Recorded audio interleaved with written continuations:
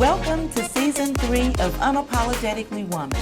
We're celebrating phenomenal women all across Kentucky who make no apologies for their perspectives or the impacts that they're making in the community. Today we're celebrating Dr. Allison Parker-Young. Allison is a wife, a mom, a GG to her grandson, and she's Interim Associate Extension Administrator at Kentucky State University. Unapologetically Woman, Dr. Allison Parker-Young, that's you. Congratulations. Thank you. I'm delighted to be here today. So you're all the way from Mobile, Alabama. Yes, I'm from Mobile, Alabama. How did you end up in Kentucky? Well, I got my undergrad at Alabama A&M, and at that time it was home economics, and it was fashion merchandising was my major within that. And I worked at several universities, and I met Joanne Bankston, who was over Family and Consumer Sciences Extension at Kentucky State. She had a grant, and I really wanted to make that move. And so when the opportunity presented itself, you know, I was able to get a position here as Associate Extension Professor in Family and Consumer Sciences. So what that's how I ended here. Mean? Okay, so Extension is it's a system that's all across the United States and in our different territories like the Virgin Islands and Samoa and things like that. And so what we do is we provide non-formal education to the citizens on different areas. It started out with agriculture. Everyone knows about 4-H, Family and Consumer Sciences. I used to love 4-H. It was my favorite thing ever to do. Yes, yes. And so, and we also have community resource development. And so at Kentucky State, in terms of extension, we work more with minorities and limited resource individuals. And in terms of agriculture, we really try to focus on minority and limited resource farmers that have smaller farms. And so that is what we focus on. Why is that important for you personally? Well, that's important for me personally because even though I'm in Family and Consumer Sciences, as a professor on different campuses, you have agriculture with Family and Consumer Sciences. And it's important because our food systems are kind of broken.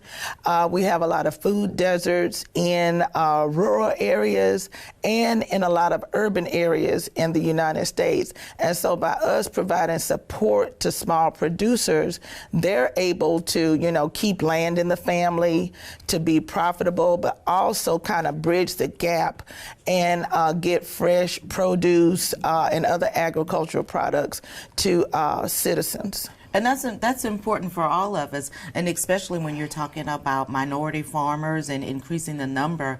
What can we do to increase the number of African Americans or Black individuals who are interested in agriculture? Well, one of the things that we can do is to do more education and more outreach, and that is what we're working on. And not only for Extension Service, but a lot of the different agencies that have the grants and the loans, they're trying to do more outreach too.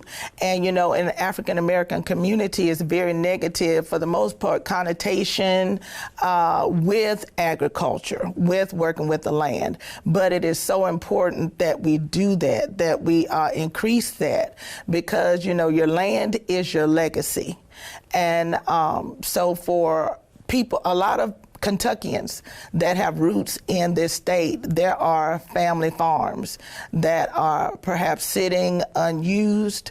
And so if we could get more people educated on the different ways that you can be in agriculture, because it doesn't always mean that you're planting in the ground. You can do aquaculture, you can do aquaponics, where you have a setup where you have fish in the bottom, and the byproducts from the fish can feed the plants that are at the top.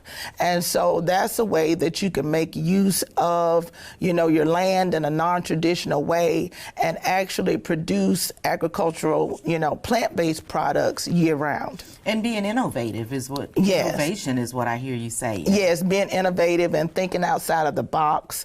And another thing I like to look at is meeting people where they are.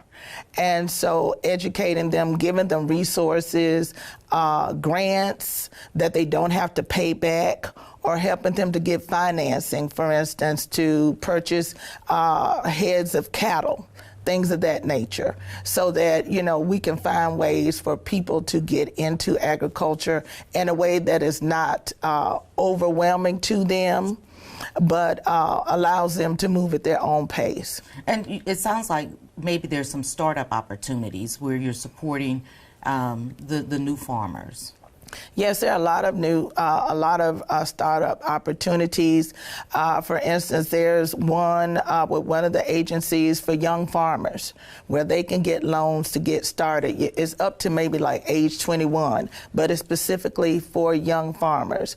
We have some funds we get through different agencies and things of that nature where we can help them to get some of the supplies they need to get started planting. And then at Kentucky State, we have equipment that people can rent. So instead of, for instance, if you're doing strawberries, instead of you having to pay for all the equipment to do the plastic layer for your strawberries, you can rent that from us. We can help you operate it. And so, again, some of the high-priced equipment that would cause a small farmer to go into debt, we're able to help them with that.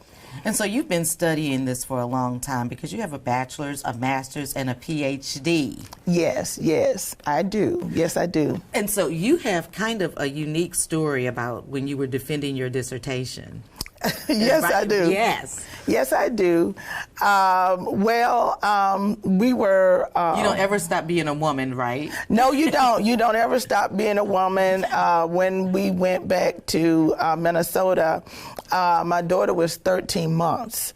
And so I had got my master's there, left, got married, worked, and was able to get study leave. And so we came back, and I had taken all my courses. And so at the time I started writing my dissertation, I also found out I was expecting.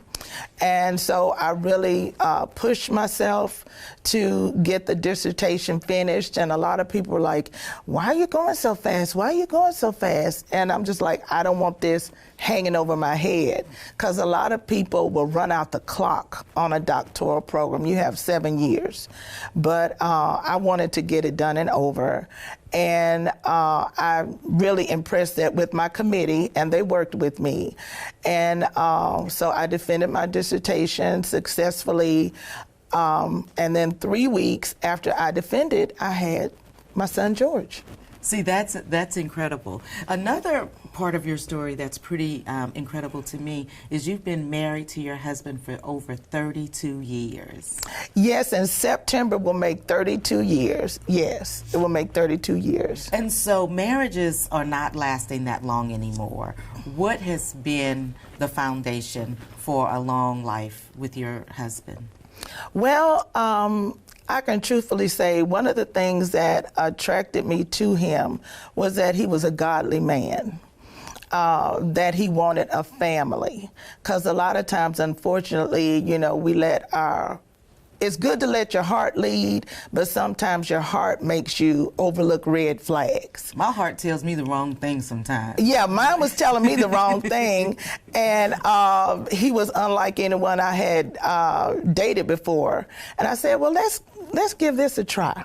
And so it just worked out, you know, and I will say we were in a small town, and he was related to a lot of the people in the small town. I was a 4-H agent. He worked for a forestry commission, and one of the jokes I tell is that the reason he pursued me, because I was one of the few women in town he wasn't related to. Well,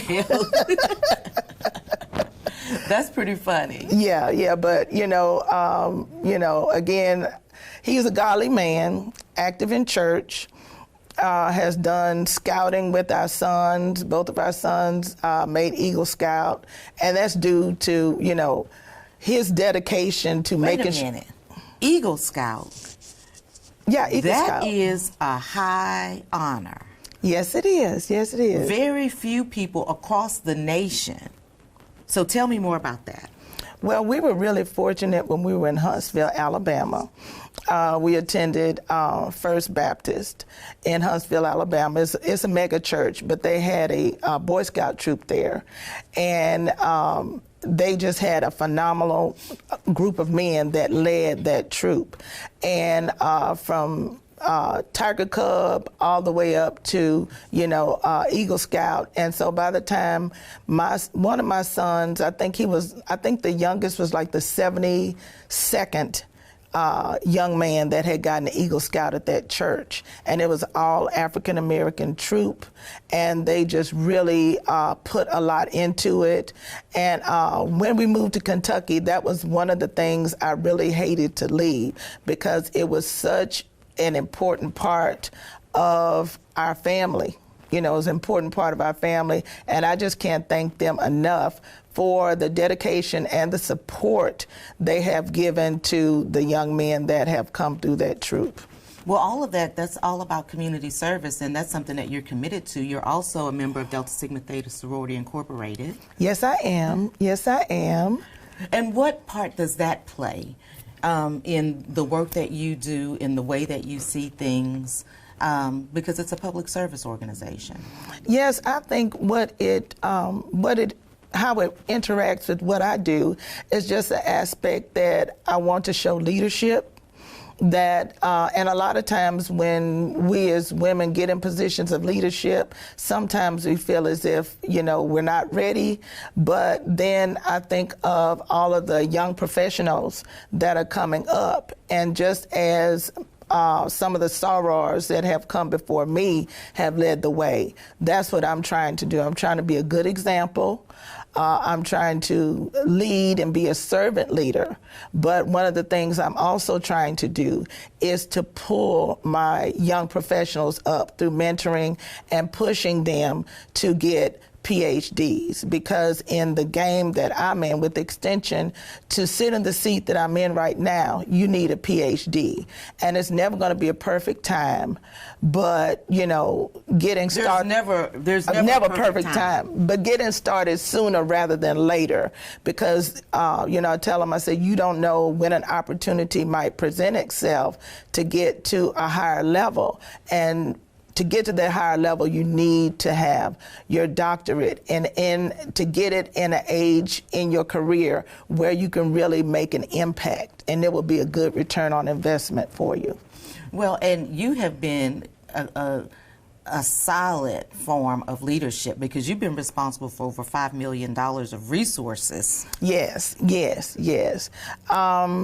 And here lately, during the pandemic, I was able to get some funding from CDC to do immunization education, and also to do, we did pop-up clinics. And the pop-up clinics were very successful, because in many instances, if you're working every day, stopping to go somewhere and sit and get the vaccine was an issue. And then we were able to use kind of like that peer support. So in some of the events, when some of the individuals would see one of their colleagues or one of their friends getting a booster or the initial vaccine, oh, well, I guess I'll get it, Jim got it, so I guess I'll get it too. And what I'm excited about right now is I'm part of a group of 7 1890 institutions, which all 1890s are HBCUs, and we have some funding to do workforce development. And we will be doing mentoring, we will be doing leadership development for youth from 7th grade to 12th grade. And in the summer, we'll have different subject matter institutes. And so my subject matter institute is going to be creative arts technology. And so they will come to campus for a few weeks, and we will have projects and have experiences for them in that. So I'm really excited about that. Well, and also, but that's not all you do. You have presented your research on the national and international levels. Yes, I have. I have presented some of my research. Last summer we presented in the National AEA conference, and it was a poster dealing with one of our projects, which is a Children and Youth at Risk grant that I'm on with some colleagues at UK. We presented a poster, and we won first prize in Family and Consumer Sciences. We won first prize in that. I'm not surprised. Yes. And I presented research in Canada and have presented research in Mexico too. Wow. Mm-hmm. We could sit here and talk all day because your story is so interesting.